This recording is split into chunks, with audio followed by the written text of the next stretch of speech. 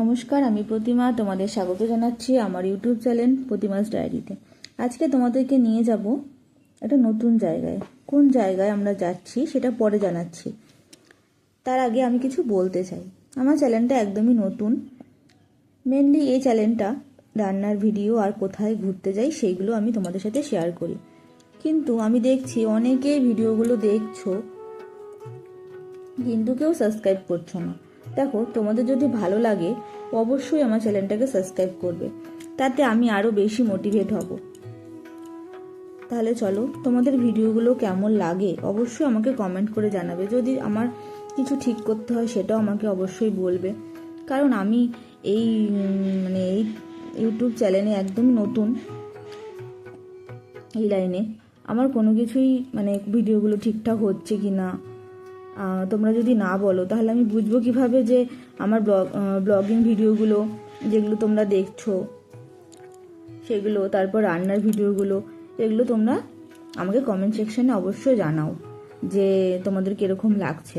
আর ব্লগিংয়ের ভিডিওগুলো আমি দেখাচ্ছি, যারা ত্রিপুরা আসবে ভাবছো তাদের জন্য খুব সুবিধা হবে। যদি তোমরা প্ল্যান করো যে নর্থ ইস্ট যাবো, তাহলে তোমরা অবশ্যই ত্রিপুরাটা একবার ঘুরে যেও, তোমাদের ভালো লাগবে। তাহলে চলো, ত্রিপুরায় যে ভিডিওগুলো আমি তোমাদের সাথে শেয়ার করছি,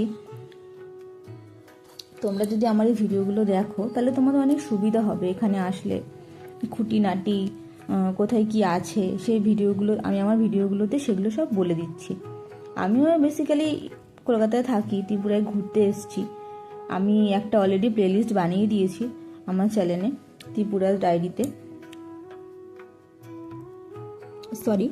ডায়েরি বলে। সেখানে তোমরা গিয়ে পুরো ভিডিওগুলো দেখতে পারবে এবং বুঝতে পারবে যে কোথায় কোথায় তোমরা যেতে পারবে। ও, তোমরা অবশ্যই কিন্তু কমেন্টে আমাকে জানাবে, হ্যাঁ, যে তোমাদের ভিডিওগুলো কীরকম লাগছে, তাহলে আমার খুব ভালো লাগবে।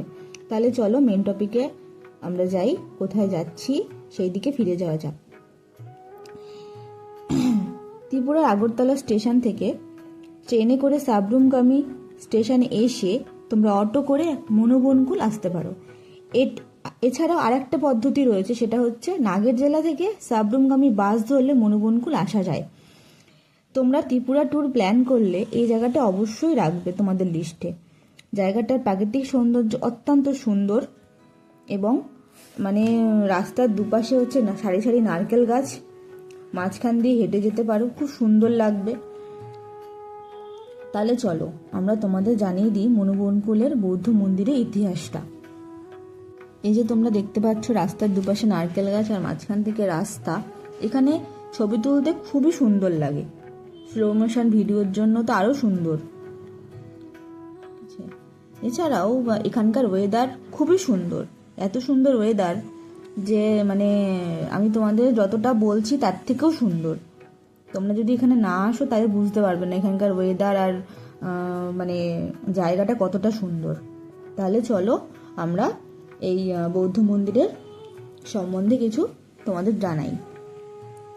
বৌদ্ধ মন্দিরটি স্থাপত্যের এক অনন্য নিদর্শন। মনে করা হয় মায়ানমারের বিখ্যাত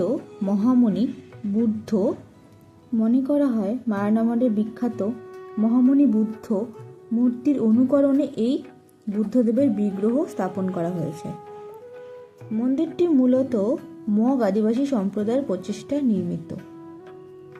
তাদের নেতৃত্বেই দিয়েছিল হচ্ছে মুথু মগ নামক এক ব্যক্তি। ইতিহাসবিদদের মতে এই মন্দিরটি 1600 শতাব্দীর মাঝামাঝি সময়ে নির্মিত হয়েছিল। সেই সময়ে এটি ছিল বাঁশ এবং কাঠের তৈরি একটি সাধারণ কাঠামো। এই যে তোমরা দেখতে পাচ্ছ পুরো মন্দিরটা আমি তোমাদের ঘুরিয়েই দেখাচ্ছি।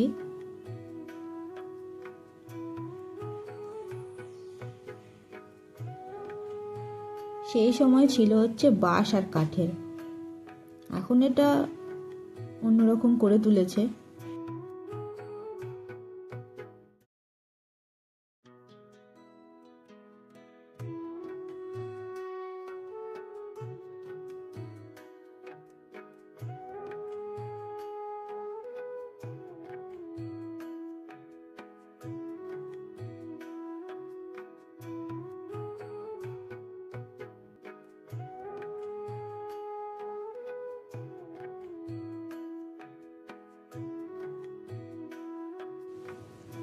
16 শতাব্দীর মাঝামাঝি সময় অর্থাৎ 1550 খ্রিস্টাব্দ নাগাদ এটি তৈরি করা হয়েছিল।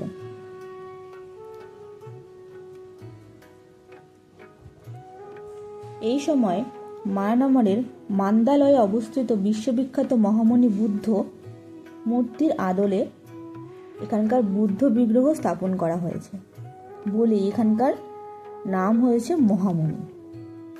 তবে বর্তমানে আমরা যে আধুনিক রূপটি দেখছি মন্দিরের, তা পরবর্তী সময়ে রাজন্য আমলে বা স্থানীয়দের উদ্যোগে সংস্কার করা হয়েছে।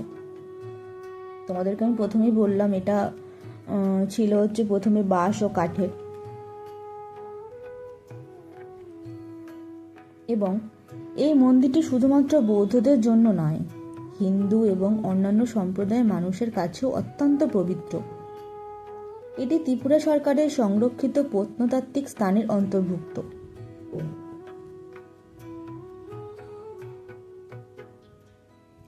আগরতলা স্টেশন থেকে 134 কিলোমিটার দূরে সাবরুমের গভীর শান্ত পরিবেশে এই মনোবনকুল গ্রামটি অবস্থিত। এলাকাটি প্রধানত মগ সম্প্রদায়ের মানুষের বাসস্থান। এখানে প্রতি বছর চৈত্র সংক্রান্তি এবং এপ্রিল মাসে বৈশাখী উৎসবের সময় একটা সপ্তাহব্যাপী মেলা বসে, যা মহামণি মেলা নামে পরিচিতি। এই মেলায় শুধুমাত্র ত্রিপুরার মানুষ নয়, প্রতিবেশী রাষ্ট্র বলতে বাংলাদেশ এবং মায়ানমার থেকেও অনেক তীর্থযাত্রী বৌদ্ধ ভিক্ষুরা এখানে আসেন।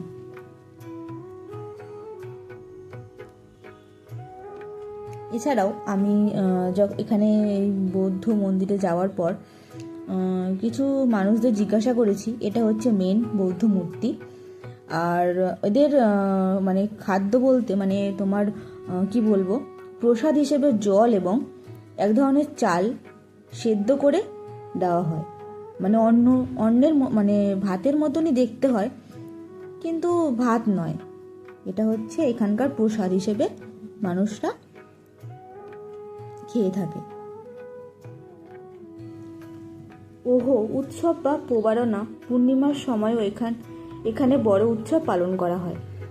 মনোবনকুলের এই বৌদ্ধ বিহারটি সাম্প্রদায়িক সম্প্রীতির এক অনন্য উদাহরণ, কারণ মেলা চলাকালীন স্থানীয় হিন্দু বৌদ্ধ উভয় ধর্মের মানুষরাই বুদ্ধদেবের পূজা করে থাকেন। তাহলে তোমরা দেখলে পুরো মন্দিরটা কত সুন্দর। এরকম আরও নতুন নতুন ভিডিও পেতে তোমরা আমার চ্যানেলটাকে সাবস্ক্রাইব করো, আমার চ্যানেলটা একদমই নতুন, বন্ধুর সাথে শেয়ার করো। আর তোমাদের এই ভিডিওটা কেমন লাগলো আমাকে কমেন্ট সেকশনে অবশ্যই জানিও। আর ত্রিপুরায় আসলে অবশ্যই এই জায়গাটায় এসো। আজকে